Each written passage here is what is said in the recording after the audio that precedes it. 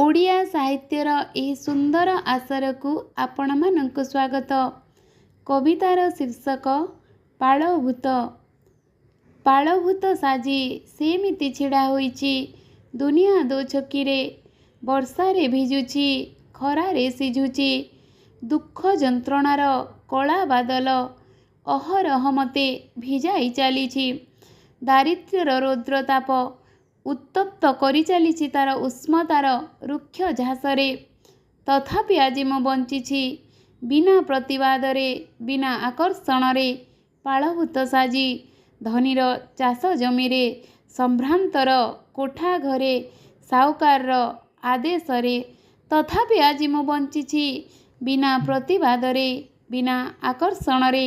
ପାଳଭୂତ ସାଜି ଧନୀର ଚାଷ ଜମିରେ, ସମ୍ଭ୍ରାନ୍ତର କୋଠା ଘରେ, ସାଉକାରର ଆଦେଶରେ।